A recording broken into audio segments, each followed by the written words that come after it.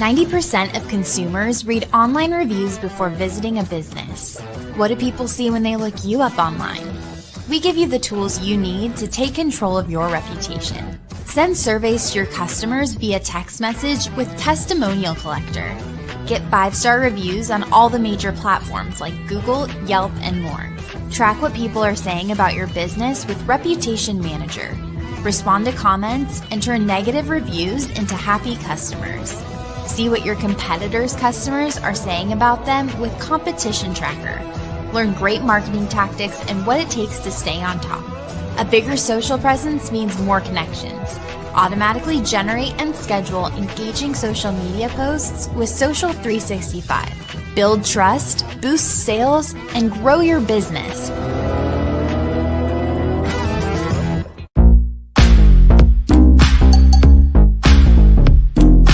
Entrepreneur Life Show. Work toward being significant. Entrepreneur Life Show. Don't you worry, success will follow. Entrepreneur Life Show.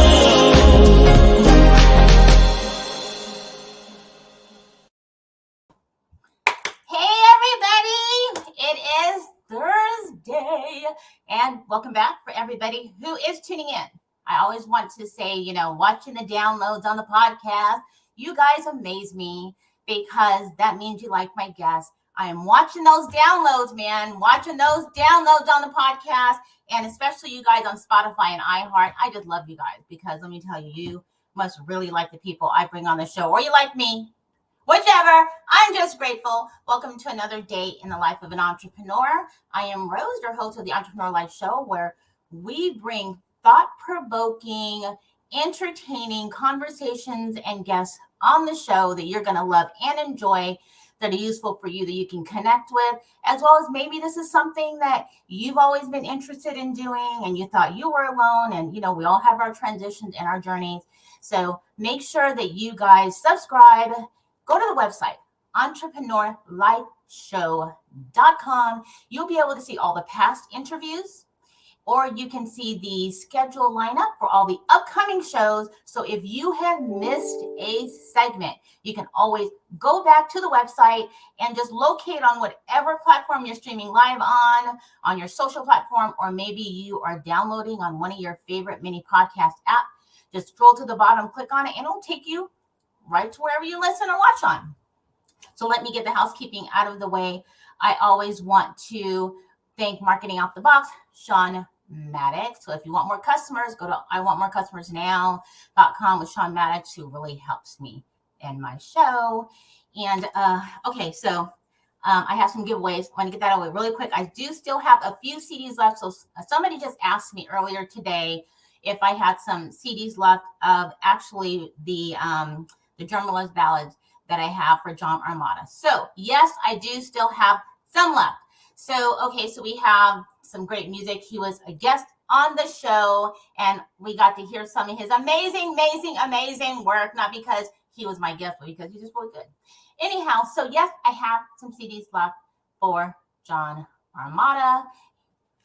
Some great stuff in here, and autograph. So if you want that, make sure you go to the website, go to the bottom, just go connect and say you want this CD and it's yours. I also have another one for Chris St. John Flyaway. Let me tell you, I love this. I ended up buying two. So I wanted to make sure I had one. So anyway, but Chris St. John, you gotta get it.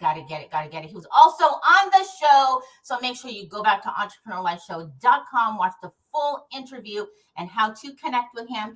And then I actually got from my latest, which is right here. So I've got Rebecca Doggone Davis, DGD. So 2 CDs from her. So we've got Ray-Bans in the Rain and Hot Doggest Nights. Okay.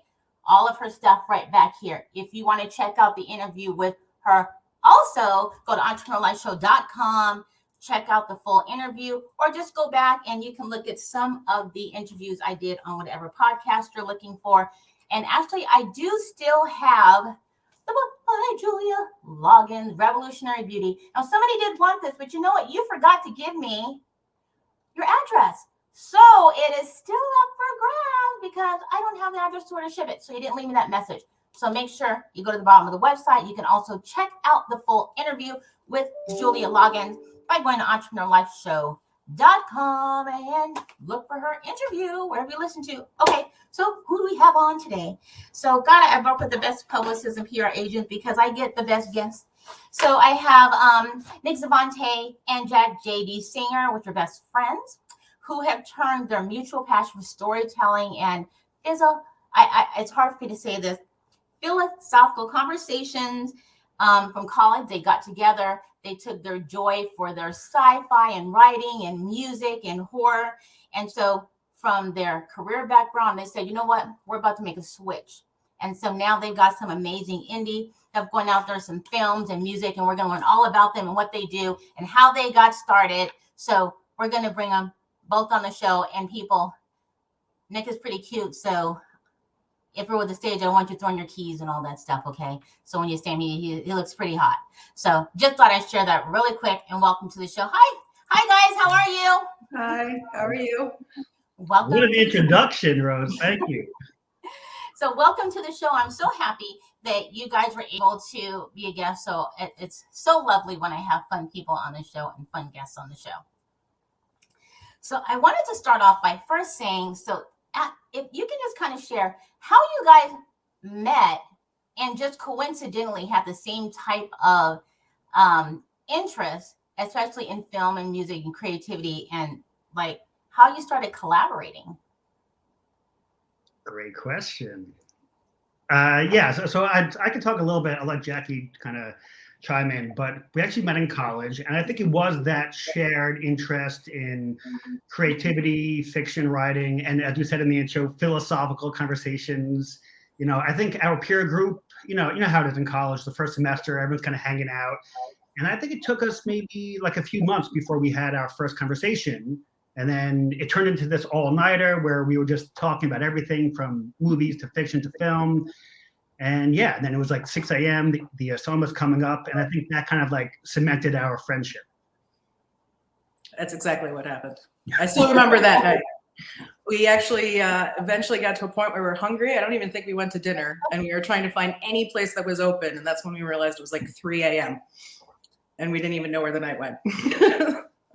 So I know that from what I've learned in trilogy and sci-fi film, and that's kind of a really interesting genre, especially in this time. And so, because I did like stop a little bit of what you guys were doing, but I'm going to share in a little bit some of the stuff that you're working on. But why that genre of all? Because there's love stories, there's drama, and you actually have a little bit of drama and comedy kind of intermingled. But why that specific kind of genre in film and writing? Well, the one thing I'll say is that I can't take any credit for the comedy. That's all Jacky. She's the funny one. No, but yeah, no, as you can tell, yeah. So I think what's interesting, our interests are very different. I love dramas. I'm like a drama guy. Jacky's clearly into comedy. But I don't know, to me, I think my favorite artists are the ones who jump genres, right? I feel like, to like make the same movie, if it's a drama or romantic comedy over and over and over, I feel like it gets stale. I like to make a comedy and then work on a sci-fi and then a thriller. I love that kind of like the palate cleanse of changing genres. For me, I can't say that I like a particular genre. I'm all about the story. If it's a good horror story, like intrigue and anything behind like the jump scares, that's my favorite horror movie. If it's comedy but it has like a heartfelt message behind it, that's my comedy that I like. Like I don't pin myself down because it's just what the whole is more important than the sum of its parts. So who's the storyteller? Because I've seen a few snippets of your trailers, and they're really oddly creative, and so funny, but kind of like, I guess, mysterious, like the anticipation of what is supposed to happen next. So where do you get your content from? Are you just creative people, or is it from seeing things in everyday life or other movies and film? I think we're both incredible storytellers, and what makes our partnership so good is that we'll bring what we felt and got influenced by in our day-to-day, and then the other person does, and putting it together makes it twice as good. And I might have one initial idea, and then he takes it where my brain wouldn't go, and vice versa. And I think it just becomes a lot more complex. Mm-hmm. I like that, Jacky. You know, the idea about us being incredible storytellers. You know, more feel free to kind of bring that on. No, but I think what you said to me, I think great partnerships are all about that. I said this a million times. It's like 1 + 1 = 3. You know, I think each of us bring a lot to the table, but then it's that coming together. And I think early on we started with like kind of different interests. You know, like we said, I had this drama sci-fi background. I like music. You know, I come at things from a different angle. But now I feel like our ideas, it's at a place now where like the idea becomes our idea. Like if it comes from Jacky, if it comes from mine, from me, from my head, in the end, it's like I lose track of like what was mine, what was hers. It just becomes like our story, our thing. I'm sorry to interrupt, but I was so competitive when we first started. Like I had a mental tally of whose idea was whose, and I was losing. And now, just after the years of working together, now it's just like I have no idea where it started, how it got there, and where it ended. And it's who would you say is more the storyteller, and who's more the visionary that sees the vision? I think to me, you know, I read something where they said like a story is like it's a coin with two sides. There's character and there's plot. And in a really great story, I think the plot kind of is driven by true character motivations and histories. And I think it's the opposite, right? It's like true characters kind of play out the plot in a way that feels natural. So it's very simplistic, but I love plots. I love films like Inception, Memento. Like I love plot twists and structure, where I think Jacky loves characters and loves making sure that they're authentic and real. Yes, I'm all about character motivation. My biggest pet peeve is a character who go against who they are to carry the plot forward. So if anything, like in our stories when we're outlining or anything, I feel like, oh, we're just putting them there to make the next scene happen. I'm like, no, we're stopping and we're finding out why they're doing this. So I do want to share something, and so I wanted to share a little trailer of one of your film, which is No Retreat. I find it's a little intriguing, comical, because even though, like you say, like sci-fi, you wouldn't think is necessarily comical, but actually you have some, you know, it is a bit of comedy in there, a bit quirky, and mysterious, kind of all that's my personal opinion, all at the same time. So if you don't mind, I want to share with anybody, if you're listening, so you can hear, because really without seeing it, it was you get it without actually seeing it. Does that make sense? Without having to actually see it. So if you're watching live, it's great, but it's really hearing it. It was like I really had a connection with it. If you don't mind, do you mind if I share a piece of that with it? Oh, absolutely, go ahead. Okay, so for everybody who's listening, sorry you can't see it, but anyway, it's really cute. I love it. Let's add it to the stream. All right, 30 seconds. Give me your best ideas. An archaeologist and a Jehovah's Witness. Try again. Ballerina and a Baptist. But what if it takes place in a bar? Mitzvah. It takes place in a bar mitzvah. No. I don't even remember when we met. No, of course you don't. You didn't even notice me. You were sitting there with this stupid ironic t-shirt. Oh! I haven't shown you this one yet. It's not your mama's musical. What's the plan for this weekend? I was thinking we would make a movie. We write this weekend. This weekend's our writer's retreat. Let's get to work then. Make a movie that's exactly like life. No script, no actual lines. It's a series of meaningless conversations that we cut before anything interesting happens. Van Gogh had glaucoma, Monet cataracts. Really? Would Picasso have detached retinas? And we let the audience fill in the gaps. You tell me if you were seeing somebody, right? I'm not. So what are we writing? No, that's just it. We're not really gonna write anything. Okay. You're a great musician. But if you don't want to do that, you can just do something else. Be a sculptor or... Can I tell you what I love about that? Because it actually made me laugh quite a bit. But it was also had a little romantic comedy, you know, and so, I mean, it's such a nice mixture of a blend. And I was like, well, it's not even just all like sci-fi or horror, but it has a little bit of everything. What went into this particular one? Because I just that short little piece was extremely entertaining. Well, the one thing I was going to say was like editing a trailer is a whole other beast. It's a whole other art form. Our film came out, and then we it was in festivals for about a year. We were traveling a bunch, promoting it, screening it, kind of seeing it and seeing how like the audience reacted to it. And then when it was done, it was time to like condense it into this trailer.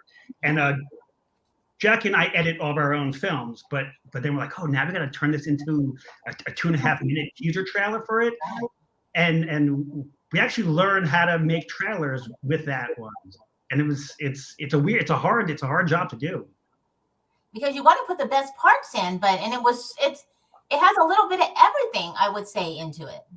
I think Nick made it into a mini movie. Yeah, that's what it seems like. So what was the whole creative process of, you know, just no retreat? Who did the writing? How did you come up with the concept?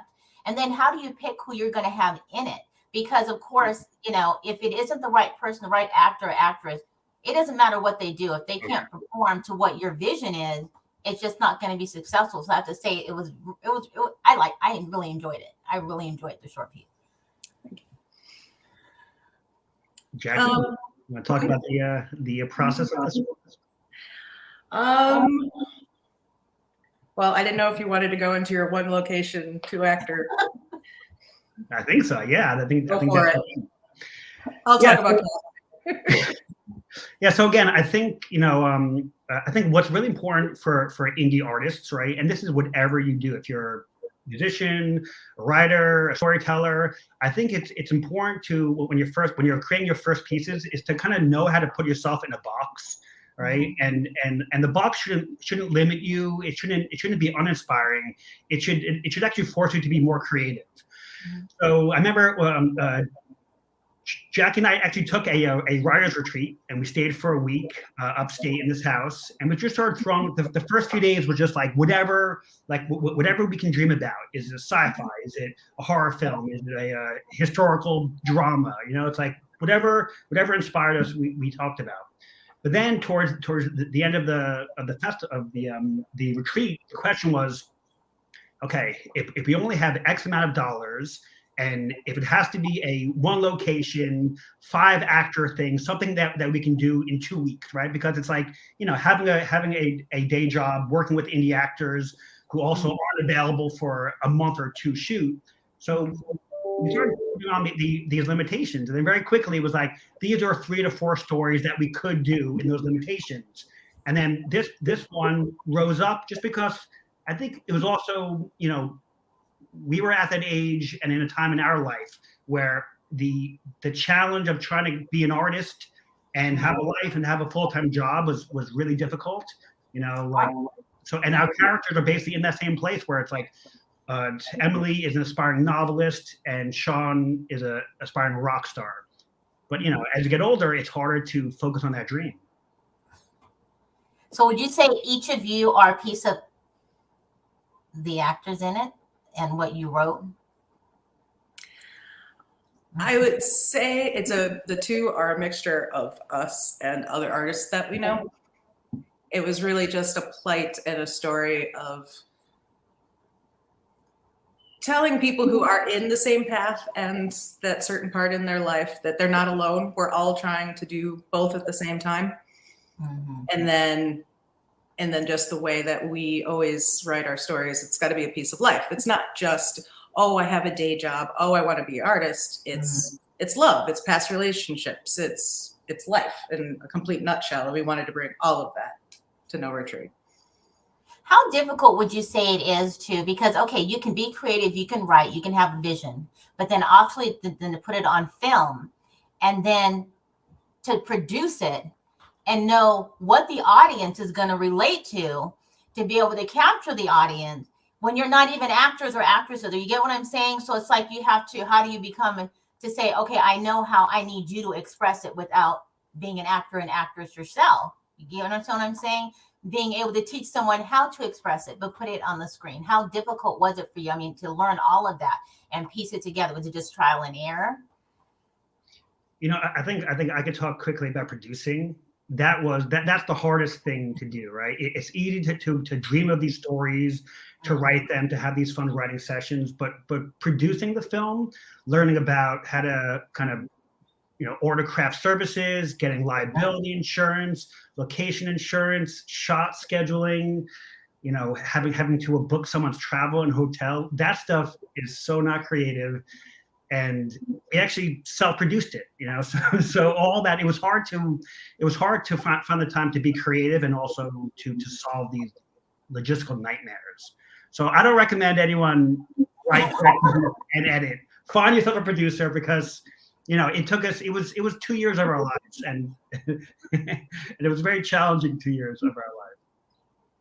Now, from what I read, I believe you guys have other actual writing. You've done a lot. You just have not shared them all yet and displayed some of the what you have on the back end. And I want to get into, I know that you're going to be doing some writing, but there's another short film that I can say, First Day. And that seems to be a bit insane to me. You know, and then watching the actors, the ones portraying the doctors or psychiatrists or whatever you call them. And it was so well perfected. It was as if how it was written. And I want to show a piece of that is when you look at their face, it's supposed to be serious and insane, but the look on their faces, they're enjoying the taunting, they're enjoying they're driving you insane. Does that make any sense? You know, but it's like this light sarcasm in their face, and you're just like, excuse me, like, what assholes? You know what I'm saying? But it's a really good piece. So if I can share that, a little bit of that. Okay, we're going to share another one, you guys, for any of you who are listening that may not be watching live, but it's so much fun. I just wanted to share them because I really enjoy it. So I know other people they should enjoy it. If they don't, I guess they have a problem. But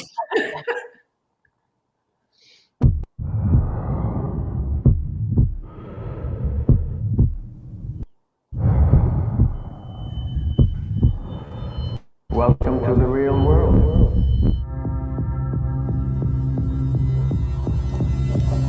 Your diagnosis, doctor. You suffer from reoccurring paramnesia. In a normally functioning brain, the temporal lobe fires when we recall a past event. In a person with reoccurring paramnesia, this circuit is overactive or permanently switched on, so every new event is being perceived while simultaneously triggering a memory of the same event. A memory that doesn't exist. Chronic deja vu. Let me guess. You've heard this before.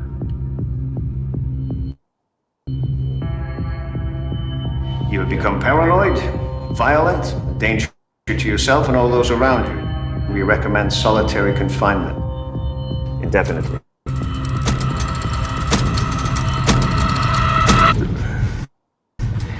It all feels the same.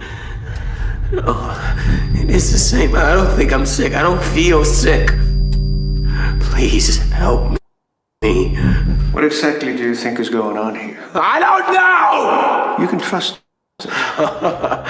We're here to help you. Oh, shut up! Shut up! Shut up! What are you waiting for? Come and get me! You're lying! Do you hear me? You're lying! No, you're dead! You're dead! You're dead! No! No! No!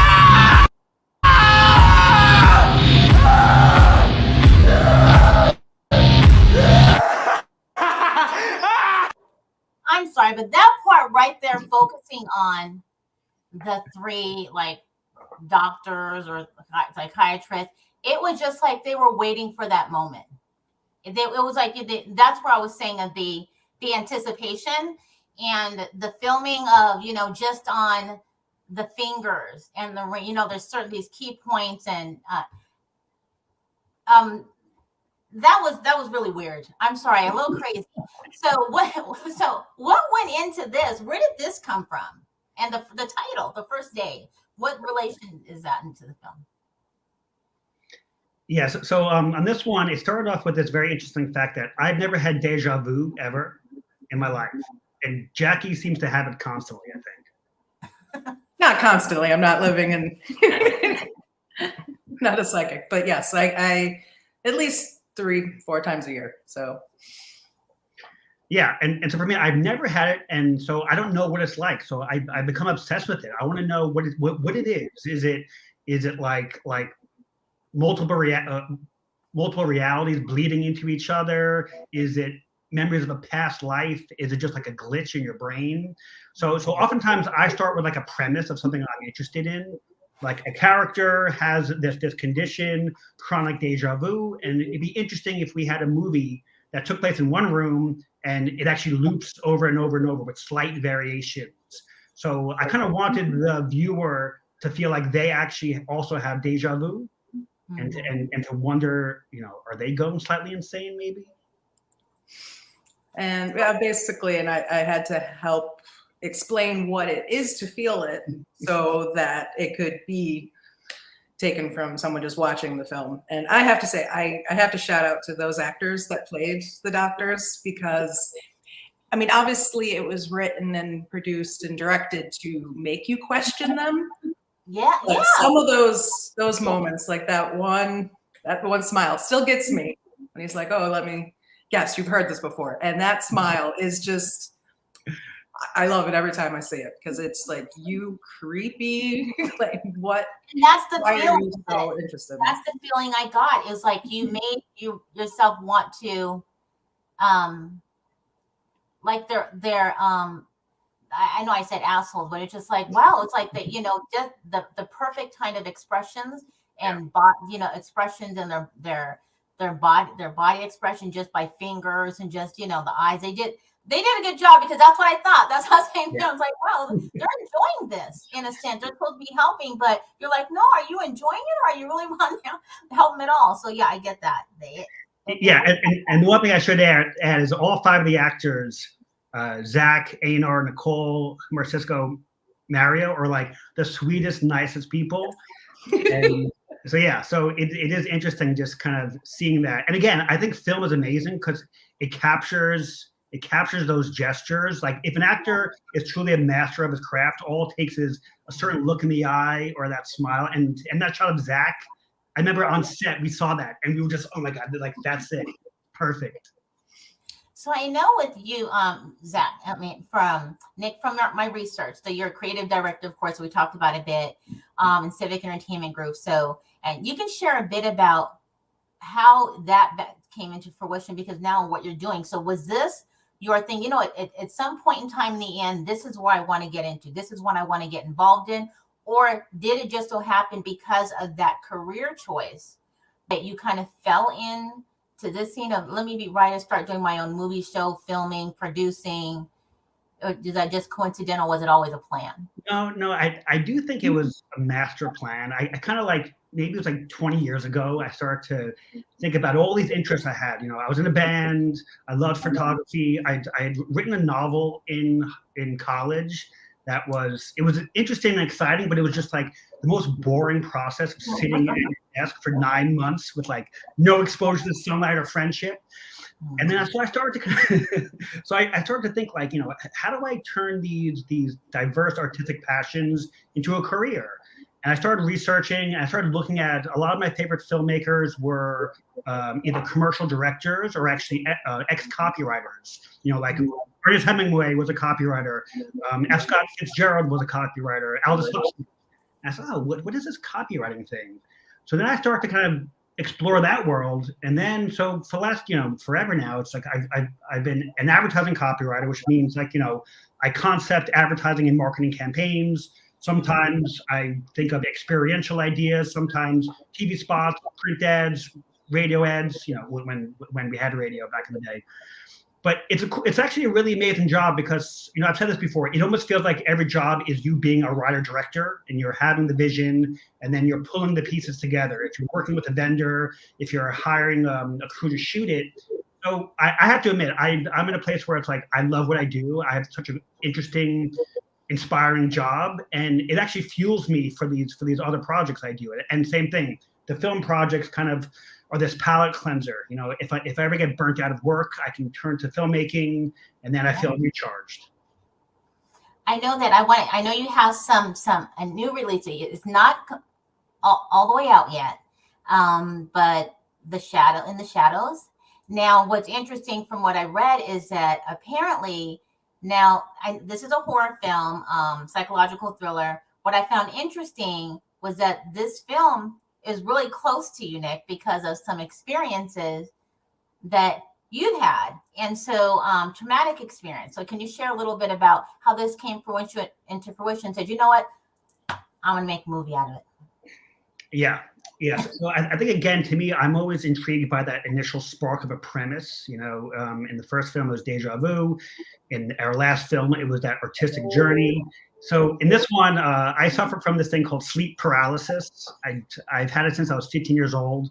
I don't have it as much these days, but it's that feeling when you fall asleep and all of a sudden your eyes open and you're in your bed, but you're frozen. You can't move. Yeah. And then you start to have these, and it started off just like visions. I would see like Freddy Krueger or Jason like in my doorway, and that was terrifying when I was 15. And then it slowly gets more and more horrific, where you start to hear voices. You oftentimes feel like a pressure on the bed, and then once I even felt like a blade like in my stomach. It was the most intense, scary thing. But so I had that premise, and then Jacky, like she always does, just like dropped the bomb in my initial premise, because I had this idea that it was a young kid maybe, because I had it when I was young, and she exploded the idea, and then I'll let her talk about how it actually came together after her little bombshell. Do you want to explain what sleep paralysis is before people just think Yeah, that we have these horrible nightmares? Not just so you know what it's called. It's a dream state, yeah. So it's a dream state. It's like when you're. I think it's when you're trapped between REM sleep and you're still awake. So I think the term for it is called low REM latency, and that's people who drop into REM sleep immediately. The average person, it takes like 30 minutes of deep sleep, and then you go into REM for a bit, and then you come out. Where other people like me, it's like I can fall asleep, and within 5 minutes, I have the most vivid, realistic, oftentimes horrific dreams. And again, there are different theories. Some people think it's just a sleep disorder. Other people think it's astral projection and demons who are trying to kind of come into your world. So it's still open to actually what it really is. So unlike deja vu, which Nick has still not had, right? I'm pretty sure you haven't had deja vu. Never. So I've known he's had this affliction, shall we call it, since we met in college. But then maybe a year and a half ago, I actually experienced it, and I immediately freaked out. Well, not being able to move, which is the strangest thing to begin with. But in my dream, I was just like, wait, no, this is what Nick says. I know what this is. Okay, all right, I just have to calm down. I'm okay, I'm fine. I know what this is. So the next morning, I called or texted him, and I was just like, holy crap, how long have you had those? It was intense. It was horrifying. Don't wish it on anybody. But when he came to me about the premise of doing the movie, I tend to blow up. He comes up with an idea, and I go, okay, now what if this? And I go to the four corners of the world, the universe, and then he brings me back to reality. You can actually do. But you need that though, right? Because that helps to really help make the film that you have that type of reaction, and kind of maybe going a little overboard and saying, no, I know what we can do with this. Well, because when I work alone, so I've been writing stories since I could put pen to paper. I remember like being 6 and writing short stories and poems and everything else. I'm one of those free-spirited artist type of people, like, oh, I'm gonna sit down and write a story. And you kind of come up with a convoluted, not really a true premise to your story. And well, Nick goes, okay, here's the premise. And I go, okay, so you put me in this box. Okay, how much can I move in this box? And I will, like I said, go to the 4 corners of those boxes and go, but can we move the box just a little bit more? And that's what we did with In the Shadows. It was just like, okay, so this is what the movie is. I'm sure he rolls his eyes when I'm like, but okay, I'm just gonna say this, but what if this happens instead? After we spend days on another. Yeah, I think for us, like a key term is what if, right? Because I think a lot of people rush into working on a project, and our system is we actually have a premise, and then we spend months. It could be sometimes it could be years, but oftentimes like say 2 or 3 months, where we're like, what if this happened? What if that happened? What if this? And then we have a shared document that just explodes with like ideas and characters. And then I think only when it's time to pull it together, then there's this feeling that like the actual story emerges out of that fodder. You know, it's almost like we don't create it. It comes from a higher place, and now we like channel it into a story. So I know that you do more than just, I mean, because you guys are extremely diverse, obviously. And so, but aside from, you know, film and music, that you're also working on a young adult book series. And which, and we all know that this often happens. You can take a book and a book and turn it into a movie. It turns into a series and turns into film. So what was your envision when you thought, you know what, let's get a book, let's write a book, and then is that also then mystery and sci-fi and turn that into a series? Or is there any intention to in the future, like, you know, we could possibly turn this into a movie? I would love for it to be a movie. But it would be like a big budget, Lord of the Rings style, you know, actors on location in New Zealand for 3 years probably, but we'll get there. So who thought about the book though? And why, you know, and young adults?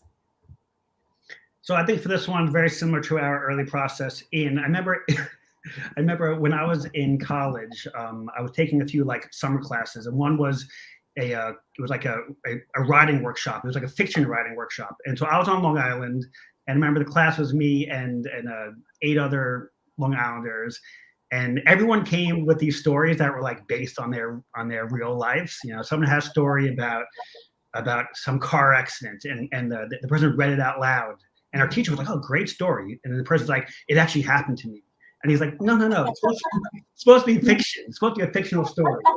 And then someone else had a story about like dropping out of college, whatever it is. You know, oh, interesting story. It actually happened to me.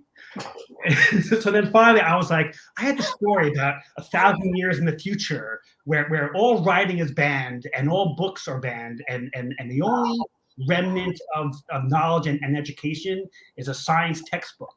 And he's like, I love it. It's because it was actually fiction, right? So I had that kind of germ. I wrote maybe 3 to 5 pages of it for the class assignment so I could read it out loud. And then I never touched it. And then it's been X amount of years since college. I never touched it. But then Jack and I, we always talked about it, right? It always kind of came up in conversations of like, one day we think about this. No. Okay. His first novel that he wrote, what you said, and was in college, I think college, outside of college a little bit. He hated the process. He hated being, like he said, he didn't like, had no life. He was sitting in a dark room writing it. He doesn't like sitting down and writing a novel. I'm not saying I like a dark room and not being around friends, but writing novels, that's my thing. Like, I love to do that. You know, got a couple hours, I'll sit down and start writing. So while COVID was going on and lockdowns, you know, you kind of get a little bored. And I'm just like, can I have it? I'll write it. It's a great, fantastic premise. Give it to me. Because you know me, when I start writing a novel, I just sit down and go, okay, The night was humid. Like I just start. I don't have any outline. I have no reason where I'm going. I go, at least I know where your story is going. Can I have it? I'll write it. And then, okay, how about we write it together? And I said, well, how about this? How about we spend a few months just what ifing it, having fun, and then what I'd love to do is to outline and structure. So I said, why don't we spend a year, 6 months, just like having fun with it, and then I'll build a very detailed kind of outline for us, plot points built in, and then if she wants to write it, feel free, have that in. Now I think you love it more, and you're gonna want to write it with me. It is true. I am so the whole thing we do is like every Wednesday night we have like Wednesday work night, we call it. So we after our day jobs we hop on Zoom with a drink in hand, and then we usually talk for 3 hours, but it turns into 5 hours of conversation. But so for the last maybe 3 months, since January, every single Wednesday night we have come together and slowly are making progress on that story. Do you think?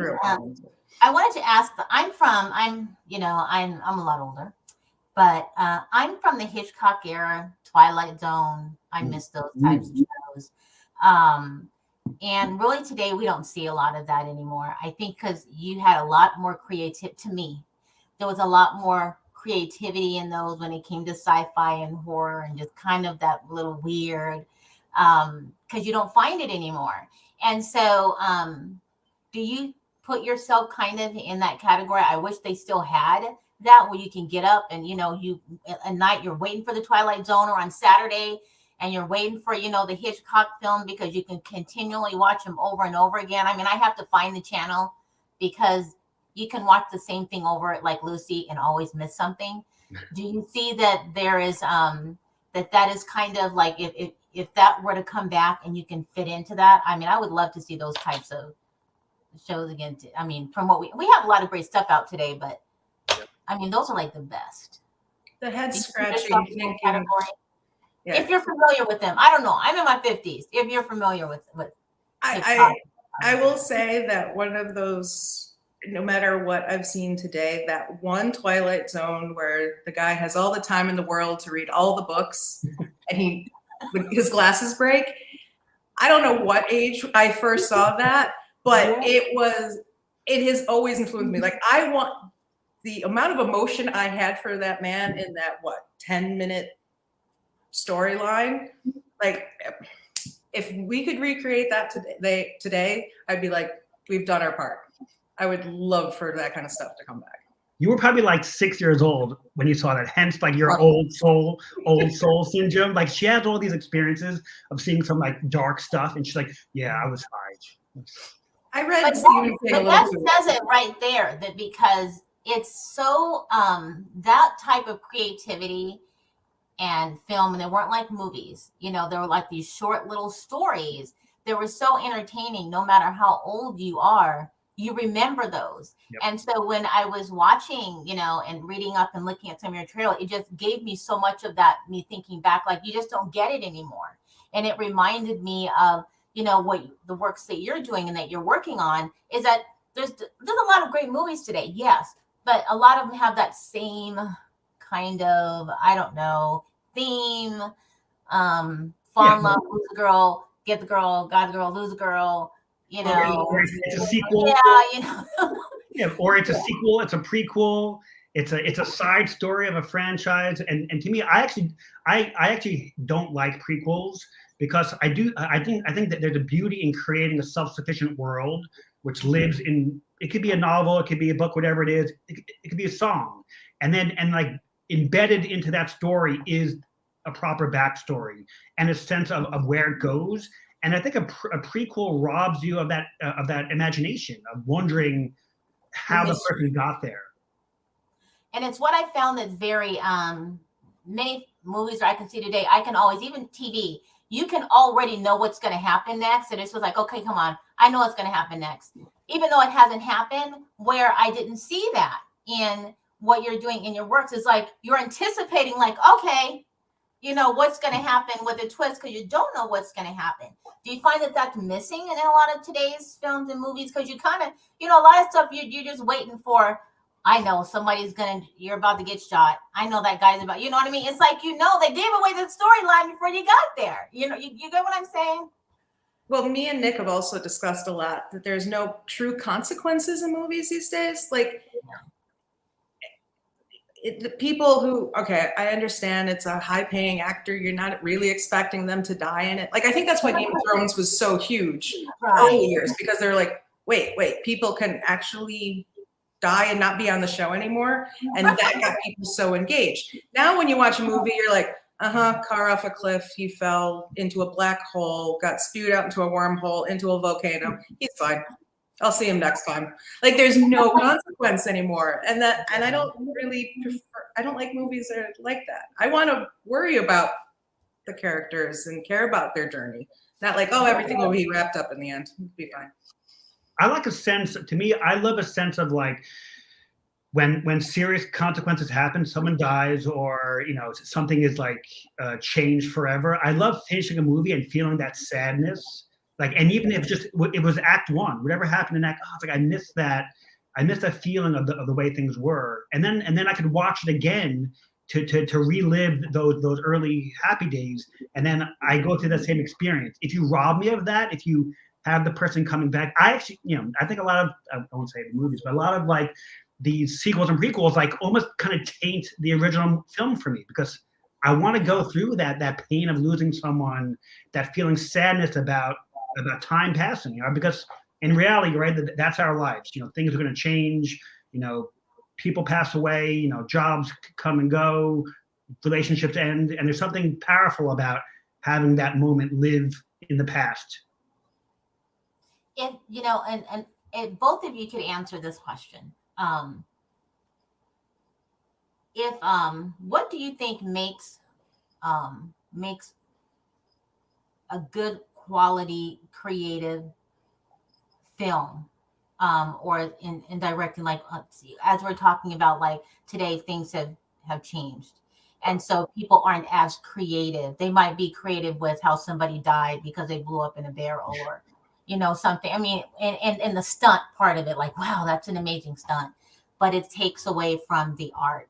Do you think the art is lost, and what quality do you think it takes what type of quality of a person when writing? Want to start? It's an interesting question, and again, it's like I feel like, and I think our feelings shared about this, that like I think art wants to be something. It wants to inform itself, right? Like if about like so Plato had the idea of, remember there was like the world of ideas. William Blake talked about the ether, right? There's this thing that like ideas come out of that space. And again, I think great artists channel ideas. They don't create it. If you force a message, then it's propaganda, or it's artifice, right? It's not real. It's not reality. And too often I see characters doing things that they should never do. It's like I don't believe you. Yeah, so I'll watch an actor. I say, I don't believe you, because it's like I can tell the writers, it's like a puppet is making this character do something. And to me, I think you can tell when a work, it comes from a pure intention as opposed to forcing a message on someone. And Jackie, I don't know if you want to add on to that. And I'm not even an actor or filmmaker, but I'm one that I'm into. It seems like nowadays more people are looking at the dollar film, the actor, to bring the people, but then you see a lot more people, or bring the tickets, to sell the tickets, but it loses its creativity, it loses its art. And then so you sold a lot, and you may be number one because you sold a lot, but it doesn't mean it's the greatest or most interesting film, I guess you would say, or the most interesting work. And for me, when I watch, I guess because I'm old school, if the actor can't sell it and it has to sell it with and I don't know if this makes sense. It's like I can see in their eyes, I'm not interested. You could be a really great actor or actor or actress, but sometimes the part you're playing, it's just like, yeah, I'm lost. And you could be one of the greatest performers there are. It just, I think a lot of writers are they're giving up their art form for the dollar or the ticket or the publicity. I don't know if that makes sense.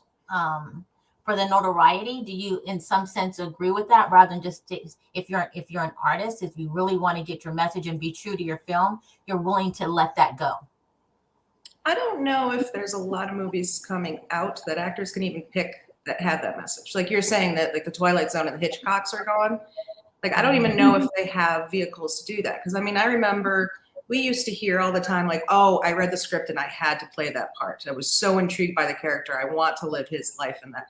I personally don't hear that from actors anymore. It's like, okay, yes, now I'm a superhero that does this. And I think, and yes, it makes tons of money, but I can't believe that we're alone here. There's got to be people who want the story. Like my favorite thing is the character. I want to believe that at the end of the film, they go off in their life, and I can imagine, does it keep going? Is it good? Is it bad? I mean, I can't tell you the last time, and I used to do this all the time when I watch movies. I'd want to talk about it for the next hour. Me and my friends would go to like and argue with somebody with an opinion. Yeah, and we'd be like talking about, oh, but when this happened, do you think it's almost like a jury box where we're like fighting with each other? No, I think this is what happened. And I haven't gone to a movie and had that let's talk about it for an hour and a half conversation anymore. It's like, okay, so when's the next one coming out? Like that's and it's mad if it ends in a way and you're like, what the hell? So what happened? Yeah. You know, so yeah, I get what you're saying. It's lost a lot of that. It has.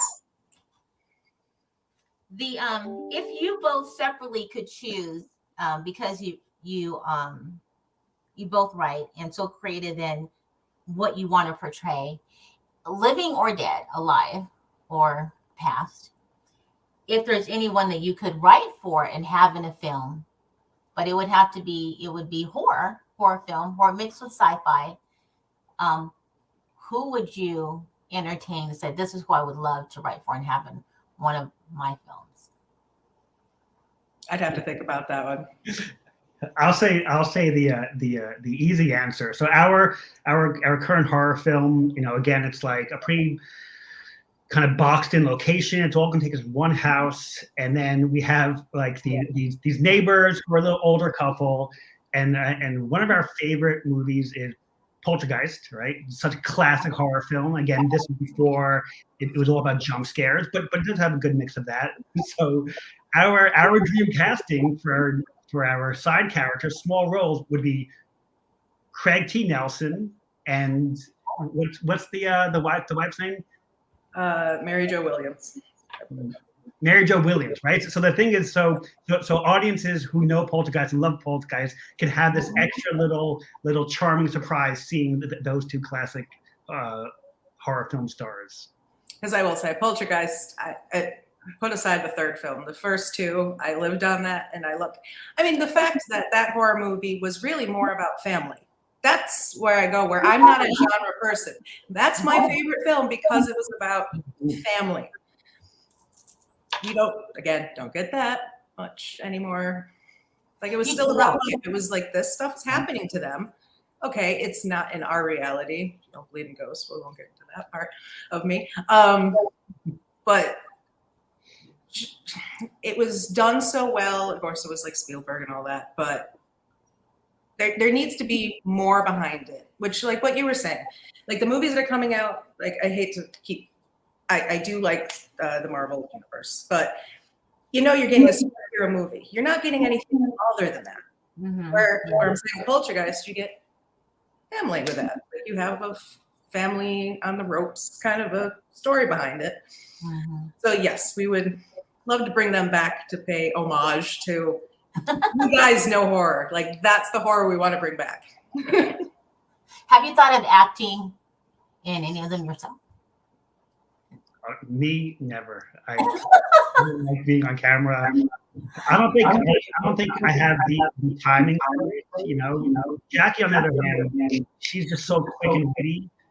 And so our conversations are often like me trying to be like profound and trying to like say these things, and she just like cuts in with this one-liner, and then I'm laughing and I can't figure out how to segue out of it. But yeah, I don't have that timing.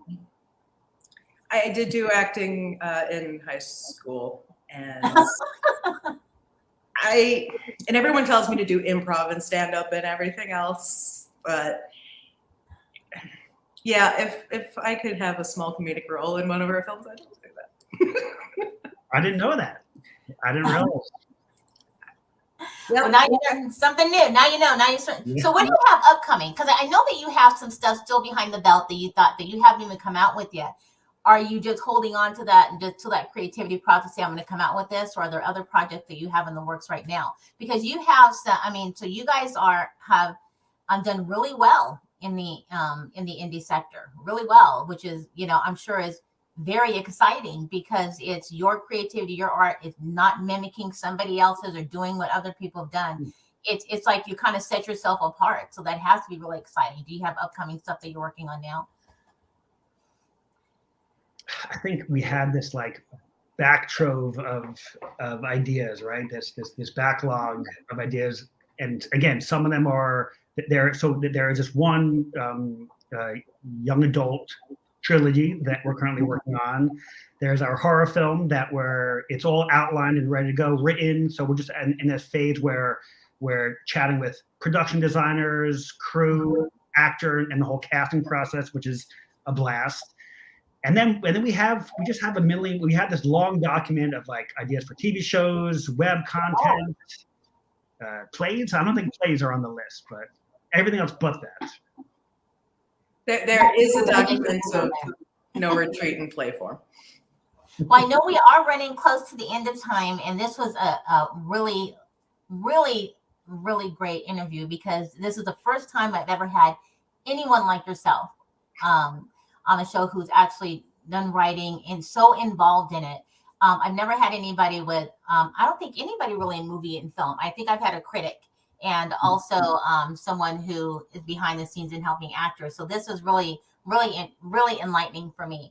And I want to make sure that people do always find you and connect with you, although you guys can watch, the full podcast or listen or watch it live on entrepreneurlifeshow.com. But for people who are interested in following in what you're doing, how can they get a hold of you to do that? So I'm actually blessed with a very unique name. There are no other Nick Zafontes in the universe. I don't ever see them. So I'm the easiest to find on Instagram, at Nick Zafonte, Facebook, YouTube, Twitter. I'm across. I'm on all social media with Nick Zafonte. Also, website nickzafonte.com. I share a lot of our content. I'm more of the promoter than Jacky is. I share a ton of content, and then easy to find us on Amazon. We have two films: our feature film and our short film. So if you just search for, I think on Amazon I'm Nicholas Zafonte. I'm a little more formal my film. So if you search Amazon for us, you'll find links to our films. And for me, I do have JackySinger.com, and there are a lot of Jacky, Jacqueline Singer. You will get everyone who's ever made an album in their life before you find me. But I do have JackySinger.com, and all my social media is from the About page, if you'd like. Because, I couldn't even get a Gmail that's JackySinger.com. Thank you very much for being a part of my show today. You made it very entertaining, and I'm hoping that my listeners thought it was just as entertaining and will end up downloading the show also with many, many others to come. So for everybody who has been listening on the podcast, and I just want to say thanks for you guys who've been giving me the little thumbs up while they're on the podcast. I see you, even though I can't really chat with you. Sorry, because I'm on the live. But thank you for the thumbs up. And for those who want to watch the full interview, make sure if you're listening, go to the website, entrepreneurlifeshow.com. And that way, if you've missed how you can follow them and get a hold of them, you just listen or just go over the podcast and download it and re-listen to it again. And you can check out all of the upcoming guests that are coming up in the next weeks for my next interviews. So thank you, everybody, again, for tuning in and watching. And until next Thursday, bye, everybody, for now. Have a great week. Bye, guys.